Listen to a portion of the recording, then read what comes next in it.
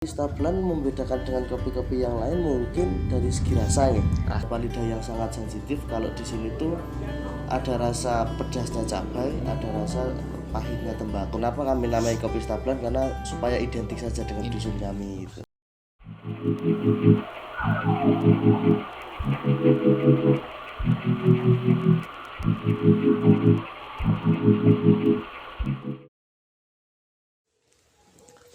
Monggo Pak, kalau mau dibuka. Assalamualaikum warahmatullahi wabarakatuh. Alhamdulillah, Allahumma sholli ala sayyidina Muhammadin al-fatihil maughliq wal khatimi lima sabaq nasiril haq bil haq wal hadi ila siratikal mustaqim wa ala alihi haqqa qadrihi wa miqdarihil azim amma ba'd. Alhamdulillah teman-teman, hari ini kita berkesempatan untuk belajar tentang pengelolaan sebuah kopi. Dengan saya, Hafiz Tamam Hizbullah, mewakili teman-teman KKN Mandiri Inisiatif Terprogram dari Rumah UIN Wali Songo Semarang kelompok 33. Nah, alhamdulillah kali ini kita sedang bersama dengan Pak Kadus. Oh iya, kita berlokasi di Desa Tlogolele, tepatnya di Dusun Stablan, Kecamatan Selo, Kabupaten Boyolali, Jawa Tengah. Oke, langsung saja ke narasumber kita hari ini. Assalamualaikum Bapak. Waalaikumsalam. Oke, Bapak namanya dengan Bapak siapa Pak? Perkenalkan, nama saya Marianto. Pak Marianto. Pak Marianto ini Pak Kadus nggih Pak? Kadus 4 di Desa Tlogolele. Kadus 4. Kadus itu singkatan dari Kepala Dusun 4 ya Pak? Ya, Kepala Dusun 4. Di Dusun Stablan. Stablan teman-teman semua. Oke, kita mungkin bisa kenalan dulu nih Pak. Kira-kira pembahasan kita ini tentang sebuah kopi Pak kali ini. Nah, namanya kopi apa nih Pak? Ya, kebetulan kami memproduksi kopi yang kami namai kopi Stablan karena memang ada beberapa kopi, beberapa bibit kopi di sini yang ditanam di sini dan kami mencoba untuk mengelolanya sendiri. Dan kalau boleh tahu kenapa namanya kopi Stablan nih Pak? Apa ada sejarahnya Pak?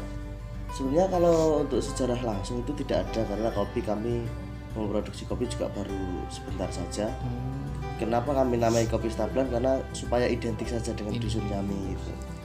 Jadi tidak ada yang sama gitu namanya. Lalu awal idenya dari mana nih Pak? Kenapa kok bisa-bisa kepikiran ada kopi Stablan gitu? Jadi kalau untuk awal idenya sebenarnya kami itu dulu setelah erupsi 2010 kan tanaman itu banyak yang mati. Terus dari pemerintah itu membantu bibit kopi dulu. Itu jembatan rusak, kami juga harus bagaimana caranya bibit sampai ke dusun sini. Setelah kami tanam, setelah berbuah itu dari tahun 2013 sampai tahun 2016 atau 17 awal itu hanya kami biarkan saja karena kami tidak tahu cara untuk memproduksinya seperti itu. Terus tahun 2017 sekitar bulan Juli kalau nggak salah itu kami kedatangan tamu dari BWI atau Business Watch Indonesia. Itu awalnya mau bikin apa ya istilahnya itu mau mengangkat dusun Stablan tapi dengan cara kaliandra awalnya tuh seperti itu. Tapi karena kalau kaliandra itu di dusun sini itu dianggap tanaman yang tidak menjanjikan, terus kami juga punya kopi. Nah dari BWI itu menyarankan gimana kalau kita mengangkat kopi saja daripada nggak terpakai, kan itu juga bisa menambah penghasilan masyarakat seperti itu. Ya, terus kalau dari kopi Stablan sendiri yang membedakan dengan kopi-kopi lainnya apa nih Pak? Kalau untuk kopi Stablan membedakan dengan kopi-kopi yang lain mungkin dari segi rasa ya. Mungkin dari segi rasa karena kalau tamu-tamu yang sering kesini sebelum ada COVID-19, pandemi COVID-19 ini dan juga erupsi Merapi yang saat ini memang lagi masih terus untuk erupsi, jadi katanya sih memang katanya ada perbedaan tersendiri dari ciri khas rasanya seperti itu. Berarti di rasanya Pak. Rasanya kalau bisa dijelasin kayak gimana tuh Pak? Yang beda? Kalau untuk saya pribadi karena kopinya itu kami jenis Arabica. Jadi kemungkinan yang seperti sudah kita ketahui bersama kalau kopi Arabia itu lebih cenderung ke kecut.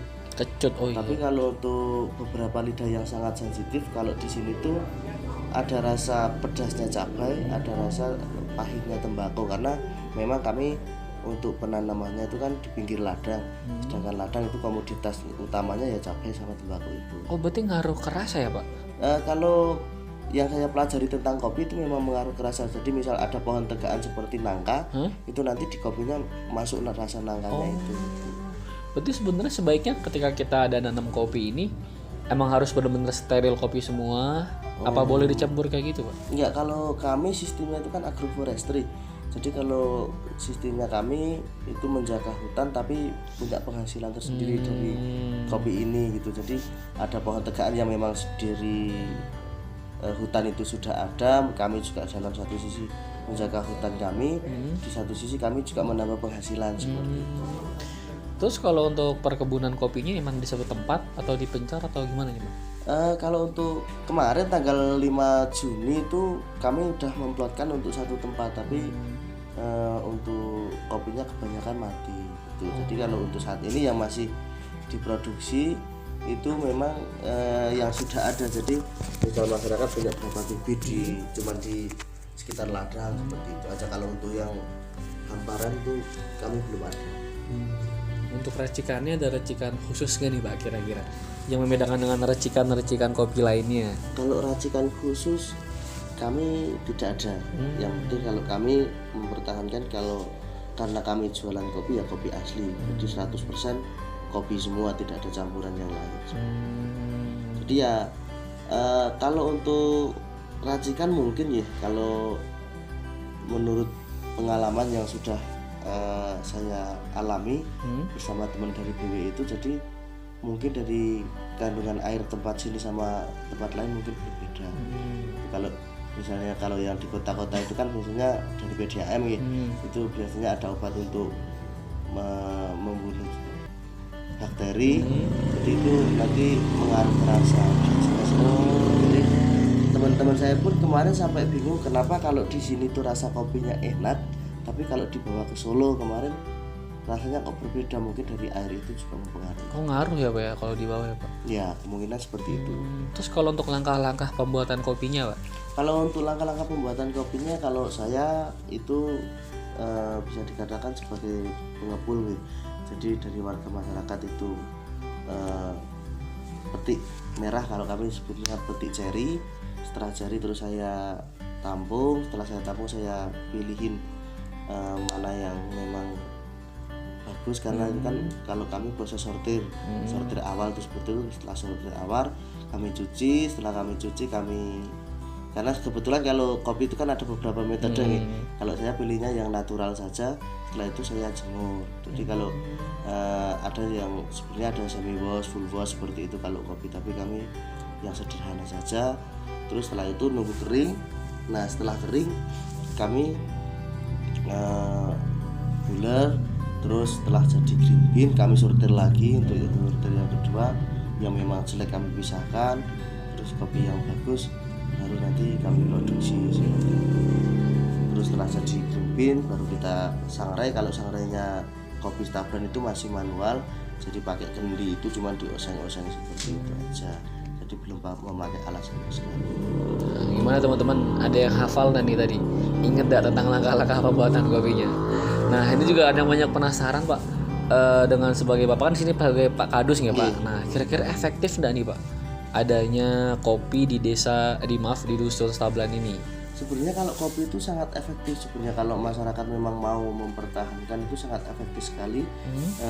Kenapa saya bilang efektif? Karena jika kopi itu ditanam di ladang itu tidak mempengaruhi komoditas yang sudah ada.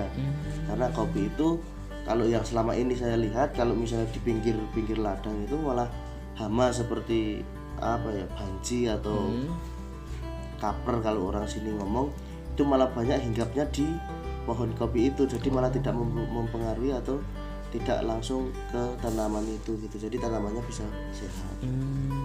Dan di sini sejak dari kapan Pak? Kalau saya kalau untuk kopinya itu dari bibitnya kopi dari tahun 2011, tapi kalau untuk mengelolanya dari tahun 2017. 2017. Oh, berarti beda Pak ya? Yang 2011 tadi apanya Pak? Itu bantuan dari pemerintah. Oh, bantuannya. Pengelolaannya di 2017. 2017 itu kami bersama kelompok tani Kepingin Maju kan. Itu juga sebenarnya kelompok tani di bawah naungan Taman Nasional itu, karena kami salah satu desa penyangga kawasan. Itu juga kami dilatih untuk jadi kelompok tani itu. Sebenarnya ini nyambung Mas. Jadi kenapa saya bilang nyambung? Nyambungnya dengan Taman Nasional, karena kalau kawasan hutan Taman Nasional itu kan memang kami melindungi tanaman, melindungi hutan.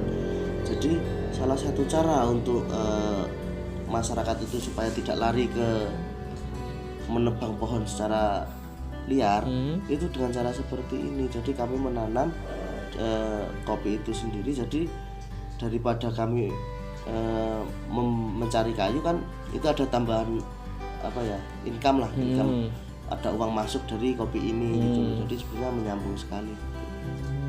Jadi juga sebagai pendongkrak ekonomi di desa ini ya Pak ya. Jadi katakanlah walaupun memang cuma setiap tahun untuk kopi ini, tapi harga kopi itu sampai sekarang belum pernah turun ya. Belum pernah turun Pak. Itu dari tahun 2017. Dari tahun 2017. Dari 2017 harganya berapa Pak? Kalau saya beli jari masih 6.000. Jadi masih biji merah belum disortir itu 6.000 rupiah. Gitu. Jadi memang kalau harga kopi itu sebenarnya standar sekali gitu. Karena kan kalau kopi sudah jadi green bean misalkan, itu bisa disimpan beberapa tahun toh. Terus kalau kopi katanya itu lebih lama menyimpannya, kan lebih bagus, rasanya juga lebih enak. Dan sampai hari ini di 2021 masih harga yang tadi Pak? Masih harga yang tadi belum naik. Di 7.000 ya? Di 6.000. Oh 6.000 tadi. 6.000. Itu Bapak jual emang masih bibitnya masih mode kopi bubuknya udah jadi, tinggal kita seduh gitu Pak? Tinggal kita seduh, tapi untuk memang dari beberapa bulan terakhir memang saya tidak membuat. Jadi kalau saya sebenarnya kalau kemarin itu kopi saya store bimbing misal ke pesantren gitu, ke pesantren kemarin, pesantren masyarakat Merapi Merbabu itu, terus ke beberapa teman juga itu kami store bimbing. Tapi untuk yang terakhir ini karena kami memang mau mengelola sendiri dan sebagai daya tarik wisatawan lah sebenarnya, itu maka kami kelola sendiri. Untuk pemasarannya gimana Pak kira-kira? Kalau untuk pemasaran kami dari kemarin itu melalui, sebenarnya kami ada beberapa media sosial sebenarnya. Media sosial. Tapi sudah jarang update sebenarnya karena memang pandemi ini. Itu untuk pemasaran sebenarnya lebih ke orang yang pernah kesini biasanya. Jadi orang yang pernah kesini itu tukar pengalaman dengan orang-orang yang lain, terus banyak yang lain di sini. Untuk pemasaran di sini ada kayak Instagram, Facebook atau grup WhatsApp kan gitu? Kalau Instagram ada, itu Rumah Kopi Stabelan. Kalau misalnya mau cari kontak saya itu ada juga di Google Business tuh. Kalau misalnya di Google cari Rumah Kopi Stabelan, di situ udah komplit, udah ada mapnya ke sini, udah ada nomor saya yang tertera di situ. Oke. Itu buat teman-teman jangan lupa kalau yang mau mampir di Kopi Stabelan bisa cek di Instagramnya Rumah Kopi Stabelan ya Pak. Nah kalaupun teman-teman mau cek yang lebih lengkapnya ada di Google ya Pak. Di Google juga namanya Rumah Kopi Stabelan juga. Nanti di situ ada nomor telepon, ada mungkin Instagram, ada Mapsnya juga, dan insya Allah Mapsnya nggak nyasar nggak nyasar jadi di sana. Tapi kira-kira kalau dari Maps itu lewat mana ya Pak? Kalau map dari Selo atau mana? Orang itu di mana? Kalau dari Jogja juga bisa, dari Jogja ke sini, dari Selo ke sini juga bisa, Boyolali ke sini juga bisa. Oke, itu teman-teman cerita singkat kita ngobrol-ngobrol. Jadi ngobrol kita kali ini nggak lama-lama ya, karena kita mau ngopi habis ini. Nah, jadi berbeda ngobrol sebenarnya pakai kopi ya Pak ya. Nah, itu aja mungkin yang dapat saya sampaikan. Saya perwakilan dari kelompok 33 KKN Mandiri Inisiatif Terprogram dari Rumah, Hafiz Tamah Misbullah melaporkan. Sebelumnya mohon terima kasih banget Pak. Mohon maaf banget udah ganggu waktu Bapak siang kali ini. Kita udah dibolehin buat ngobrol-ngobrol, cerita tentang cara pembuatan kopi gimana. Nah ini juga recommended banget berarti buat teman-teman yang lain untuk mengembangkan wisata ataupun mengembangkan perekonomian yang ada di desa. Salah satunya yang mana bisa kita contoh dari desa Telogolele Dusun Stablan, yang dimana mengangkat mendobrak ekonominya dengan pengembangan sebuah kopi, yang dimana kopi itu bisa membranding Dusun Stablan itu sendiri. Gimana nggak keren coba? Makanya berwisata boleh, tapi jangan asal sekedar kita berwisata ya Pak ya. Iya. Ini juga merupakan wisata loh teman-teman. Kalau misalkan kita berwisata itu namanya desa wisata, sekarang kita berubah namanya wisata desa, yang mana kita belajar tentang keseharian orang-orang di sini, di mana misalnya orang-orang di sini berkebun, bertani, kita lihat itu wisatanya bos. Ya, jadi nggak cuma sekedar foto selfie sana, selfie sini, apalagi kita buang sampah sembarangan, ngerusak tanaman, ngerusak hutan. Itu yang nggak banget. Oke, milenial sekarang jangan kayak gitu. Mungkin sekian yang dapat kami sampaikan, kurang lebihnya mohon maaf. Sekali lagi terima kasih banget buat Bapak yang memberikan kesempatan. Buat teman-teman, semoga ini bermanfaat dan bisa menjadikan desa-desa lain juga makmur dan terbranding seperti yang ada di Dusun Stablan, Desa Telogolele, Kecamatan Selo, Kabupaten Boyolali. Saya Hafiz Tamam. Mungkin sekian. Wassalamualaikum warahmatullahi wabarakatuh.